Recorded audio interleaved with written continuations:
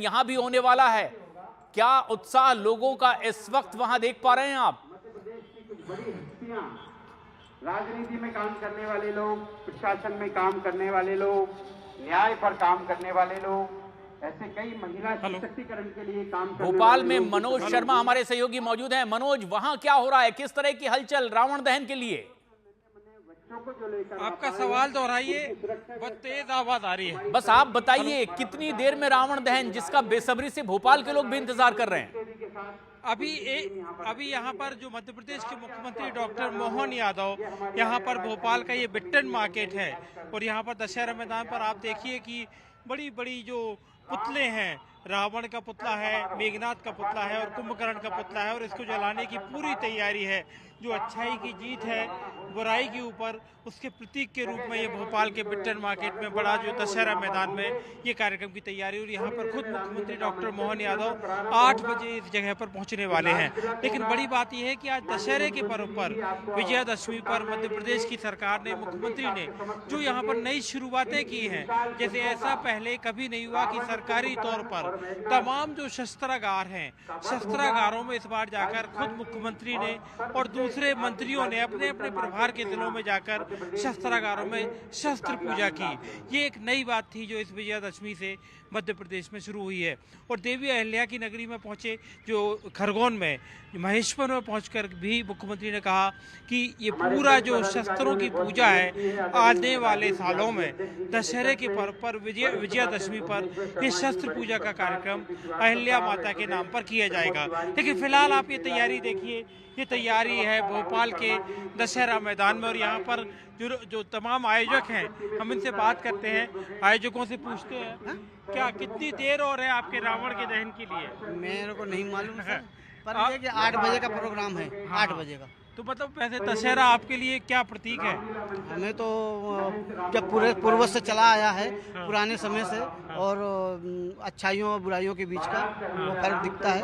रावण को दहन करने के बाद एक हमें ऊर्जा मिलती है और अपनी बुराई को मार को अच्छाई को जीतने का। तो मतलब आपका कहना है कि अच्छाई की जीत है, बुराई की हार है। और अपने ऊपर आपने कहा, मतलब ये अपने, मतलब अपने मन में अच्छा लगता है। अंदर जो अपनी कोई बुराई हो वो भी हटे।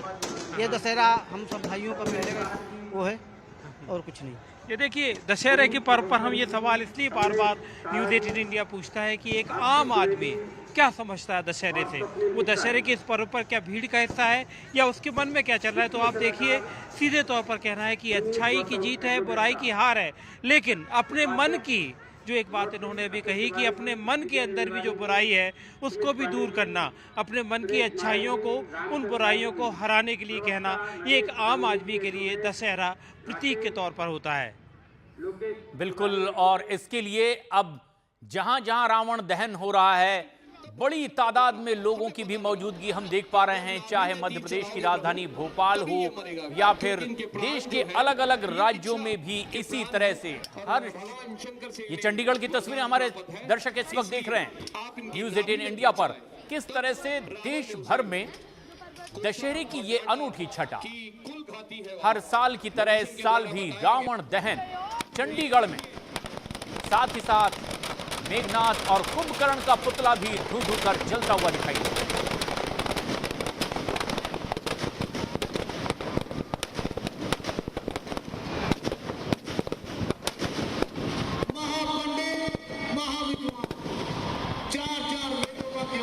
एक एक कर हर शहरों में रावण दहन होता हुआ चंडीगढ़ की ये तस्वीर आप देख रहे हैं। यहाँ भी उसी परंपरा का निर्माण करते तमाम वो लोग, रामलीला का मंचन हुआ और उसके बाद अधर्म के प्रतीक मेघनाद, कुंभकर्ण और रावण के पुतले का दहन किया गया। देश के अलग अलग शहरों की ये तस्वीर देखिए, रावण दहन, धू धू कर चलता रावण, दिल्ली में, पटना में, देहरादून में और चंडीगढ़ में।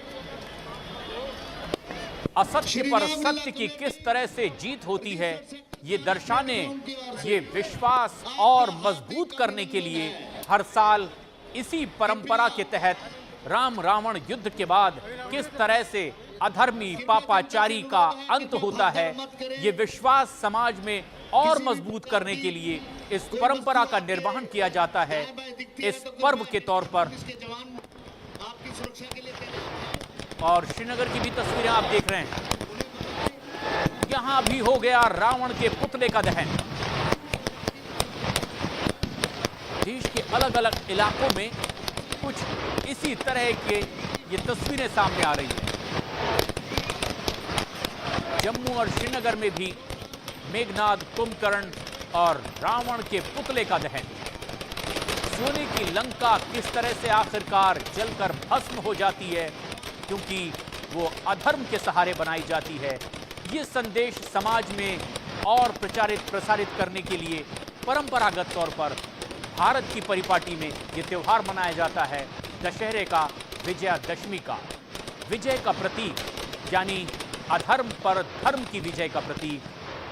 पाप का अंत कुछ इस तरह से होता है, चाहे लड़ाई कितनी भी भयंकर क्यों ना हो, चाहे पापी कितना भी विशालकाय क्यों ना हो, उसका अंत कुछ इसी तरह से होता है जैसा हर साल दशहरे में रावण के पुतले का होता है। शस्त्र पूजा की भी परंपरा और देश के अलग अलग इलाकों से ये आती तस्वीरें जहां रावण के पुतले का दहन किया जा रहा है। साथ ही साथ कुंभकर्ण और उनके बेटे मेघनाद के पुतले का भी दहन यही बताने के लिए होता है कि सिर्फ पापी का ही अंत बुरा नहीं होता, बल्कि पापी का, अधर्मी का, साथ देने वालों का अंत भी उसी पापी की तरह होता है। और इसीलिए प्रतीकात्मक तौर पर रावण के साथ साथ मेघनाद और कुंभकर्ण के पुतलों का भी दहन किया जाता है। चंडीगढ़, देहरादून, पटना और दिल्ली की ये तस्वीर आप देख रहे हैं। एक एक कर देश के अलग अलग इलाकों में इसी तरह से रावण दहन। और अब देश की राजधानी दिल्ली से लगे हुए उत्तर प्रदेश के नोएडा में भी तैयारी है रावण दहन की। अंकित हमारे सहयोगी यहां पर मौजूद हैं। अंकित, आप बता भी रहे थे कि बड़ी तादाद में लोगों की यहां मौजूदगी है, लोगों का उत्साह कैसा है? क्योंकि कुछ लोगों की मान्यता तो यह है कि इसी नोएडा के एक बिसरक गांव में रावण का जन्म हुआ, ऋषि विश्रवा के नाम पर जिस गांव का नाम बिसरक पड़ा। लेकिन लोगों में किस तरह का उत्साह है आज दशहरे के दिन? देखिए प्रशांत, आप सही बोल रहे हैं कि नोएडा के बिसरक में जो है वो कहा जाता है कि रावण का जन्म स्थल है। और यहाँ पे ये भी परंपरा है कि उस गांव में रावण दहन नहीं किया जाता है, क्योंकि लोगों का कहना है कि ये उनकी जन्मस्थली है, इसलिए वो वहाँ पे विरोध करते हैं। अब देखिए, ये अब नोएडा स्टेडियम है। अब मैं आपको नोएडा स्टेडियम की तस्वीर